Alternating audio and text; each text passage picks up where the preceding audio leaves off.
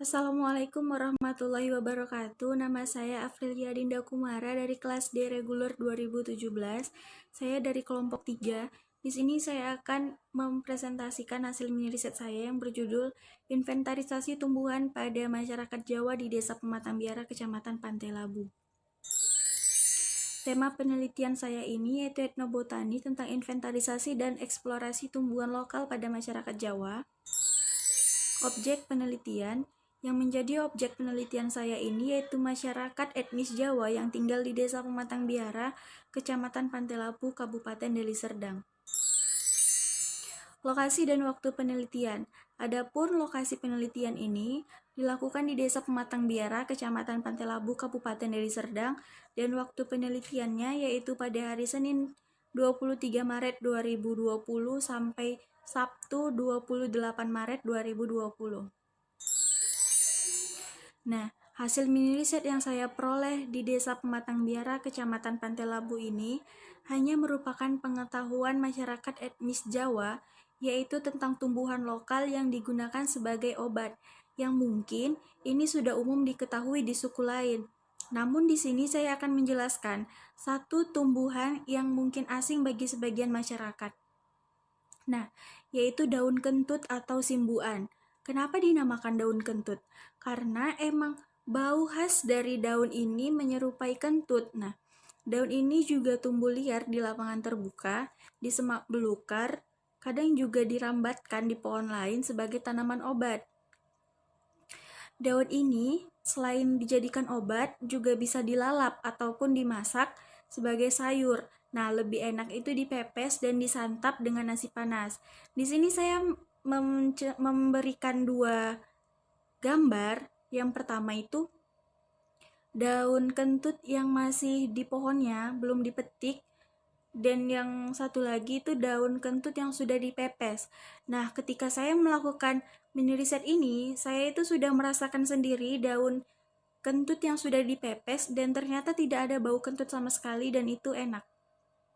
Nah, ada beberapa penyakit yang dapat diobati dari daun kentut ini, yaitu radang usus, rematik, tulang patah, keseleo, kejang, perut kembung, sakit kuning, disentri, batuk, dan luka benturan. Ada dua cara pemakaian, yaitu untuk minum. Nah, daun kentut ini direbus lalu diminum airnya. Sedangkan untuk pemakaian luar, ada dua cara. Yang pertama, ambil daun secukupnya, dicuci bersih, lalu digiling halus. Usapkan pada bagian yang sakit. Yang kedua, ambil daun secukupnya, direbus, dan gunakan airnya untuk mencuci bagian yang sakit. Ini digunakan untuk mengobati radang kulit, luka, borok pada kulit, dan gigitan ular berbisa. Cara pemakaian dan penyakitnya. 1. Perut mules karena angin. Caranya, ambil 25 lembar daun kentut dan dibuat sayur atau bisa juga dikukus. Makan sebagai lalapan matang. Nah, untuk luar, daun kentut ini dilayukan di atas api lalu diikatkan pada perut yang sakit. Kedua, mata terasa panas dan bengkak. Nah, jika penyakit ini, caranya itu ambil daun secukupnya, dicuci bersih, lalu direbus dengan air. Setelah mendidih, angkat. Dudukkan orang yang sakit di atas uapnya. Apabila air sudah hangat, daunnya dibungkus dengan sepotong kain. Letakkan di atas mata yang sakit sampai dingin. Setelah dingin, ganti kompres tersebut. 3. Sakit lambung, perut kembung, dan disentri. Ambil beberapa daun segar dicuci, lalu ditumbuk sampai menjadi bubur. Tambahkan 1 cangkir air matang dan 1 sendok teh garam. Aduk merata lalu disaring dan diminum sebelum makan. 4. Cacar ular. Nah, caranya, daun kentut dicuci lalu ditumbuk menjadi bubur. Tambahkan sedikit air dan garam, balurkan di sekitar gelembung-gelembung kecil di kulit. Demikianlah pemaparan saya mengenai mini riset ini. Lebih dan kurang saya mohon maaf. dan saya ucapkan terima kasih. Assalamualaikum warahmatullahi wabarakatuh. Perkenalkan, saya Selin Veronica Pasaribu. Saya di sini akan menjelaskan bagaimana inventarisasi tumbuhan lokal oleh masyarakat Karo di Desa Serdang, Kecamatan Baru Sejahe, Kabupaten Karo. Saya dari kelompok 4 akan menjelaskan bagaimana hasil temuan saya, di mana lokasinya tadi sudah jelas bahwa saya melakukan penelitian di Desa Serdang. Objek penelitiannya adalah masyarakat Karo, yang dimana harus memiliki pengetahuan dan paham bagaimana pembuatan obat ataupun ramuan tersebut. Temanya adalah inventarisasi tumbuhan lokal, yang saya memiliki informan ada 4, yang mana Bolang Sinar Ginting 68 tahun sebagai informan utama saya, Kepala Desa sebagai informan kunci saya yang menghantarkan saya kepada informan utama, yang ketiga ada Bibi Dameria dan Bang Weldi sebagai informan tambahan saya. Nah, di sini saya memiliki hasil temuan bahwa masyarakat Karo cenderung dalam pengolahan tumbuhannya itu yaitu menjadikan sebuah minyak, yang salah satunya adalah minyak gelanggang atau disebut juga dengan minyak kuat, yang menggunakan 61 jenis tumbuhan, yang beberapa sumbernya berasal dari tumbuhan dari sekitar Desa Serdang, kemudian ada sekitar 50 jenis lainnya berasal dari tempat yang lain, karena sulit didapatkan. Namun, di sini saya menemukan kurang lebih dari ada 15 jenis tumbuhan, yang dimana dia bukan hanya untuk obat gelanggang, tapi juga ada untuk kosmetik dan juga ada untuk obat-obat yang lainnya, ada untuk kista. Nah, di sini saya akan menampilkan beberapa gambar yang telah kami jumpa di lapangan. Yang pertama ada urat kempidi. Nah, bentuknya adalah urat dari sebuah pohon yang setelah kami lihat di sana hanya ada satu pohon, dan bulangnya sudah tahu ada gagatan imbo, gagatan nipe, ada ipu. Nah, ipu ini saya ambil dari internet karena kemarin bunganya sudah layu, ada siburnis kerangan dan ikat-ikat manuk. Nah, di mana antara tumbuhan-tumbuhan ini adalah pengolahannya ada dengan cara dimasak menggunakan minyak, dan minyaknya itu bukanlah minyak sembarangan. Tidak boleh menggunakan minyak-minyak furnitur ataupun bimoli dan lain-lain sebagainya. Hanya boleh menggunakan minyak-minyak yang dijual secara kiloan. Yang dimana caranya adalah dengan mencincang seluruh tumbuhan tersebut dan kemudian dihaluskan lalu digoreng secara banyak. Nah, di sini cara pembuatannya itu hanya 3 kali setahun. Maka daripada itu cenderung daripada bulang tersebut memasaknya sangat-sangat banyak. Dan perlu kita ketahui bahwa ketika kita memasak obat tersebut tergantung dari penyakit. Jika penyakitnya A misalnya, maka dia hanya menggunakan 20 jenis obat. Penyakitnya B maka hanya sekitar 40 jenis obat. Dan kami sebagai peneliti kami telah membeli minyak kuatnya itu yang dimana dia ada 13 jenis penyakit yang mampu diobatinya. Nah, bulang ini juga menjelaskan beberapa tumbuhan kepada kami, di mana di ini ada tumbuhan yang tidak diketahui namanya, bahkan bulang tersebut tidak tahu, yaitu fungsinya untuk menurunkan tensi. Ada si lembur pinggan, yang dimana tumbuhannya ini adalah untuk obat sakit pinggang. Nah, ini adalah caranya direbus. Nah, direbus lalu diminum. Dimana setelah melakukan penelitian kami mendapatkan beberapa pengetahuan baru, di mana adanya bahan-bahan lain ketika dicampurkan seperti sirah-sirah atau buah sirungkas dapat mengobati terkilir juga sakit pinggang. Nah, gagatan imbo dapat, kalau dia itu dikeringkan maka dia dapat menghilangkan rasa lapar. Nah, ketika gagatan imbo, urat kempidi, tawar ipus, dan indung kuning itu adalah kunyit yang satu saja, itu adalah indung kunyit, di mana ketika keempat ini digabungkan dimasak maka dia dapat menghilangkan kista, penyakit kista. Kemudian ada sisik naga yang gunanya untuk kosmetik, ada bulung bindoran untuk kosmetik juga. Nah, ini adalah caranya dimasak sama dicampur dengan sisik naga, kemudian dia itu direbus dibikin ke wajah. Kemudian ada sisik naga ketika dia ditambah dengan bulung bindoran juga untuk membersihkan wajah juga. Nah, ini adalah pengetahuan dari masyarakat lokal Karo yang diwakili oleh Bapak Sinar Ginting yang menjadi informan kami yang ada di Desa Serdang. Nah, karena Bapak itu adalah sudah masuk ke bagian kategori yang mencapai tingkat nasional. Demikian laporan dari perkembangan mini riset saya yang telah saya lakukan di Desa Serdang, maka saya ucapkan terima kasih. Assalamualaikum warahmatullahi wabarakatuh. Nama saya Alda Audifa. Saya dari kelas D reguler 2017. Di sini saya akan mempresentasikan hasil mini riset saya yang berjudul Inventarisasi dan Eksplorasi Etnobotani Suku Jawa di Desa Sukamaju Diski, Kabupaten Deli Serdang. Nah, adapun subjek penelitian saya yaitu masyarakat Jawa yang mengerti khasiat tumbuhan. Dan objek penelitian atau tema penelitian saya inventarisasi dan eksplorasi etnobotani masyarakat Jawa. Hasil penelitiannya, berdasarkan hasil penelitian yang telah dilakukan, diperoleh 20 jenis tumbuhan yang dimanfaatkan dengan pengetahuan lokal masyarakat sebagai pengobatan dan perawatan kecantikan pada masyarakat suku Jawa di Desa Sukamaju ini. Nah, berikut ini adalah beberapa tumbuhan yang mungkin asing bagi masyarakat awam. Yang pertama adalah Inggu Jadam. Di sini ada gambar tumbuhannya.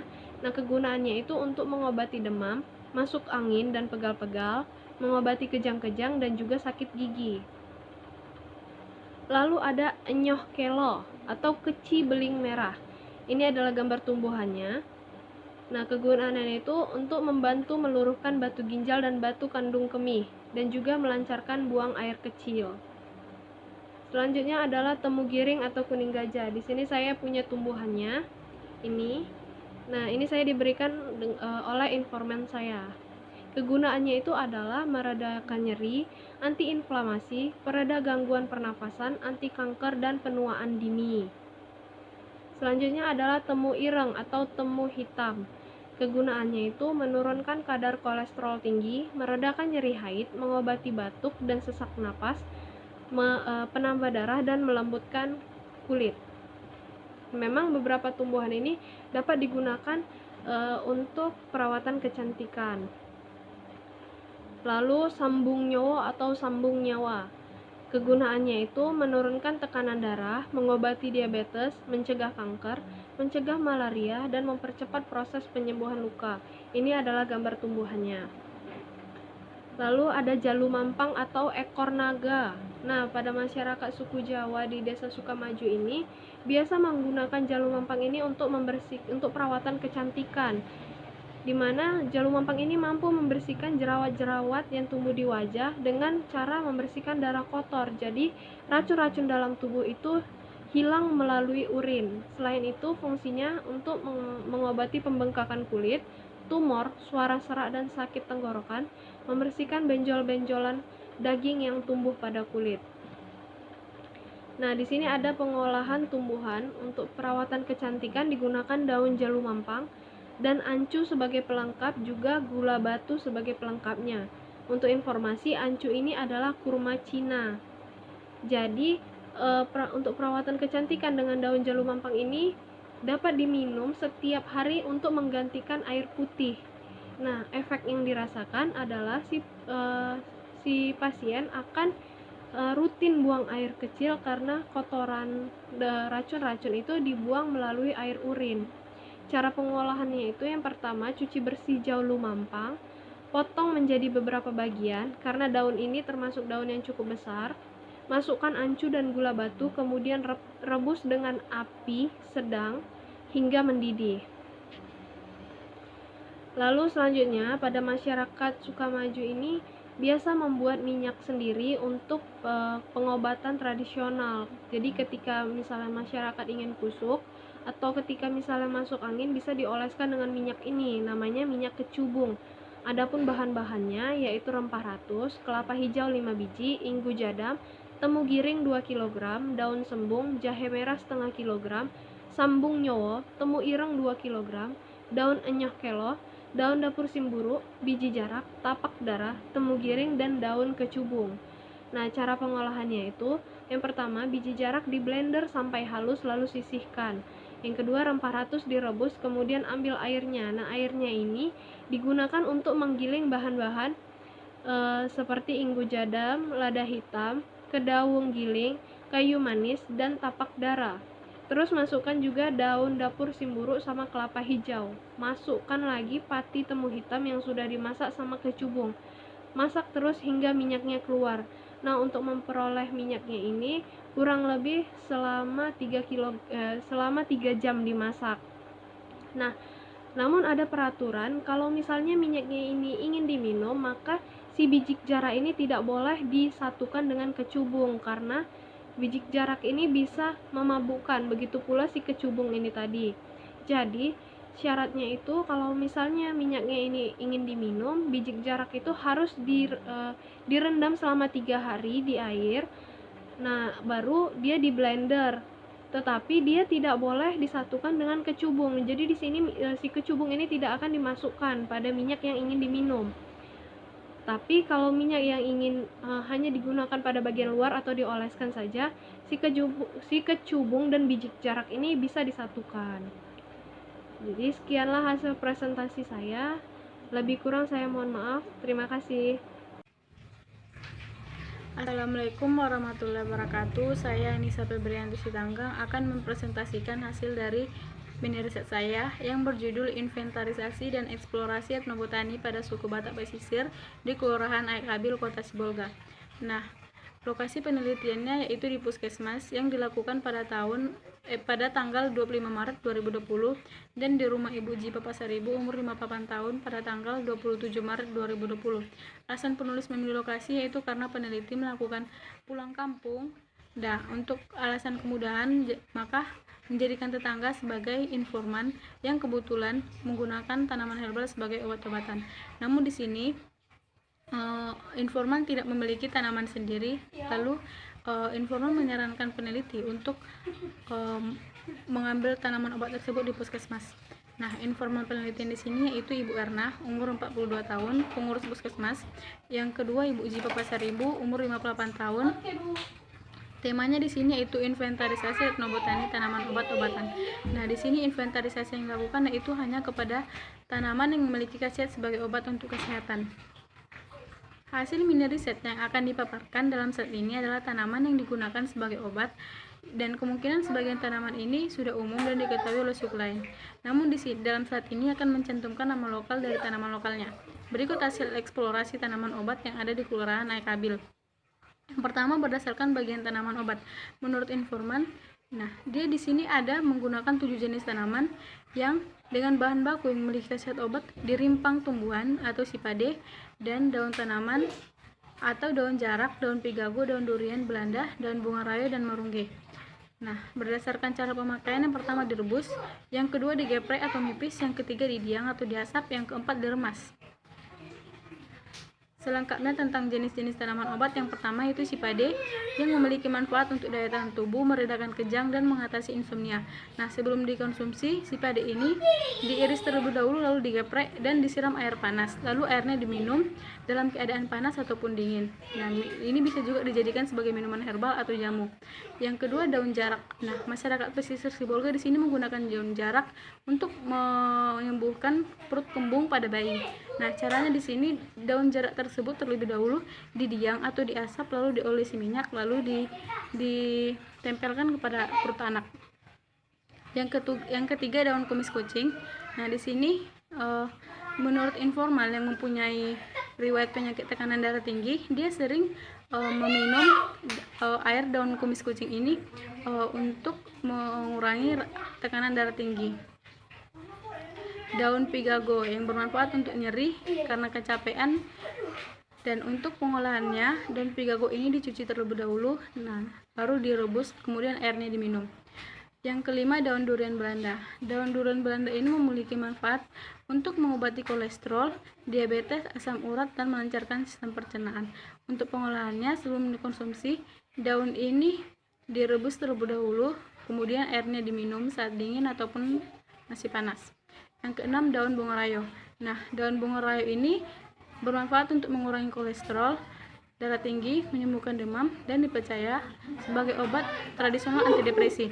Nah, di sini untuk pengolahannya daun bunga rayo ini diremas terlebih dahulu sampai keluar lendirnya, terus digosokkan kepala untuk mendinginkan kepala. Yang ketujuh daun marungge. Nah, daun ini bermanfaat untuk mengurangi rasa sakit pada sendi dan asam urat. Selain itu, daun marungge ini dipercaya masyarakat pesisir Sibolga sebagai daun atau media pengobat yang digunakan dukun atau pengobat tradisional untuk mengatasi seseorang yang kerasukan. Nah, untuk pengaplikasiannya daun marungge ini disemburkan kepada orang yang kerasukan. Nah, untuk kesimpulannya, pengelompokan jenis tanaman obat dibedakan atas bagian tumbuhan yang memiliki khasiat, yaitu di bagian daun dan rimpang, jahe, jenis tanaman yang khasiatnya di bagian daun, dan pengelompokan tanaman obat berdasarkan cara pemakaiannya, yaitu dengan cara direbus daun pigago, daun kumis kucing, dan daun durian Belanda. Nah, dengan cara digeprek yaitu jahe, dan sedangkan dengan cara diremas yaitu daun bunga rayo dan daun marungge, serta dengan cara diasap atau didiang yaitu daun jarak. Demikian hasil presentasi mini riset saya. Atas kekurangannya saya mohon maaf. Terima kasih. Assalamualaikum warahmatullahi wabarakatuh. Nama saya Vicky Nurjana. Saya dari kelas D reguler 2017. Di sini saya akan mempresentasikan mengenai inventarisasi dan eksplorasi etnobotani suku Jawa di Desa Sukamaju, Diski, Kabupaten Deli Serdang. Adapun lokasi penelitian yang saya lakukan yaitu di Desa Sukamaju, Diski, Kabupaten Deli Serdang. Dan objek penelitiannya adalah masyarakat Jawa yang mengerti khasiat tumbuhan. Dan tema penelitiannya adalah inventarisasi dan eksplorasi etnobotani. Dari hasil penelitian ini, saya mendapatkan 20 macam tumbuhan yang dimanfaatkan oleh masyarakat sebagai pengobatan serta kosmetik alami. Namun dalam hal ini, saya hanya memaparkan 5 tumbuhan saja, dan mungkin ini adalah tumbuhan yang awam bagi masyarakat.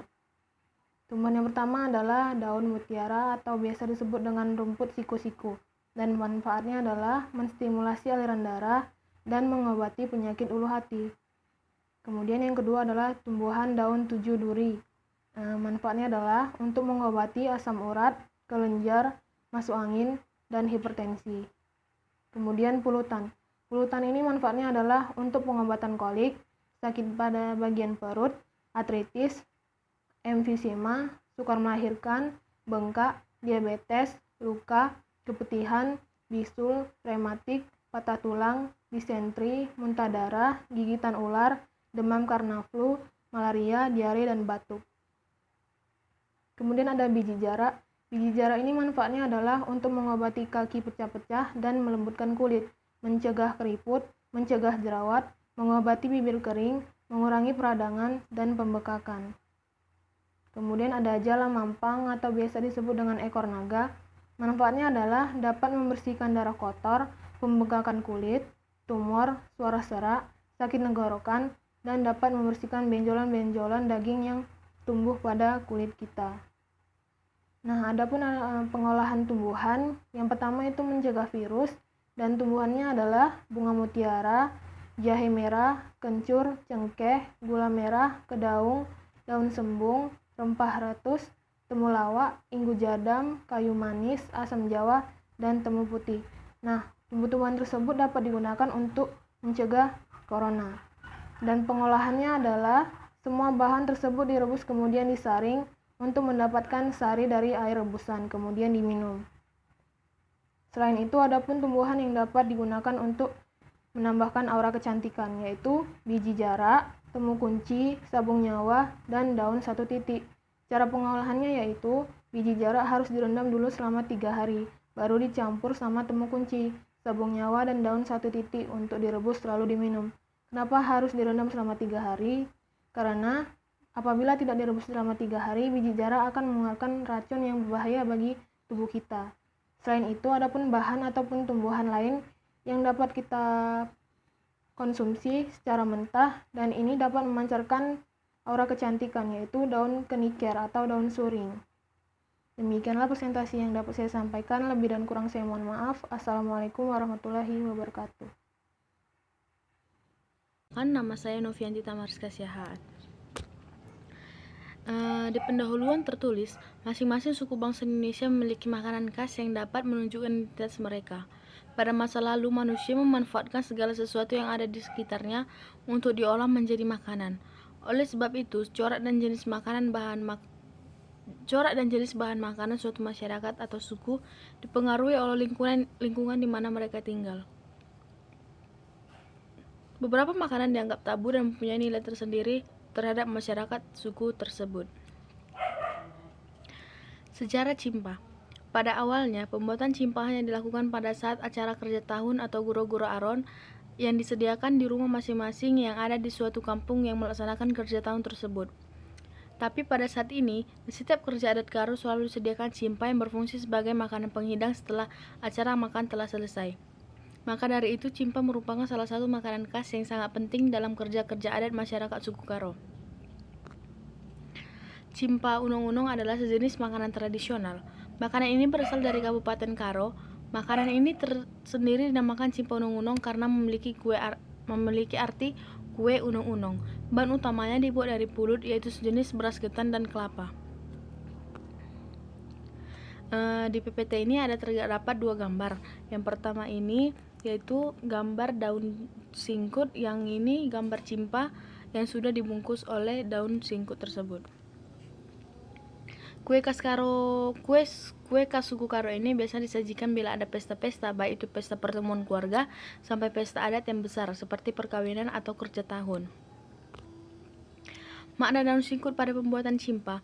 Salah satu makanan khas Karo ini, mengapa harus daun singkut? Karena dari zaman dahulu, sejak ditemukan daun ini di suatu ladang, para nenek moyang sudah menggunakan daun ini untuk membungkus cimpa tersebut, dan cimpa ini berbeda dari cimpa yang lain. Karena cimpa ini dibungkus dengan daun singkut yang memiliki aroma khas, maka dari itu cimpa bisa dikatakan makanan khas yang sangat istimewa. Ciri-ciri daun singkut dalam pembuatan cimpa. Daun yang baik digunakan ketika membuat cimpa yaitu daun tersusun dalam roset dengan tangkai yang panjang, helaiannya berbentuk lipatan yang rapat dan melebar, dan warnanya hijau pekat, karena biar sewaktu dikukus warnanya semakin bagus dan istimewa. Dan sebelum bahan-bahan yang dibuat di daun tersebut, sebaiknya daunnya diolesi terlebih dahulu dengan minyak goreng atau minyak makan. Fakta tentang cimpa ada 3. Yang pertama, tidak hanya terdiri satu macam. Yang kedua, dihidangkan di setiap acara suku Karo. Yang ketiga, bisa bertahan lama sehingga seminggu. Kesimpulan dari pembahasan saya ini ialah berbagai daerah Indonesia memiliki ciri khasnya masing-masing, mulai dari tradisi adat, budaya, pakaian, rumah, tari-tarian hingga makanan. Salah satu makanan yang paling diburu wisatawan yaitu makanannya. Selain cita rasa yang unik, makanan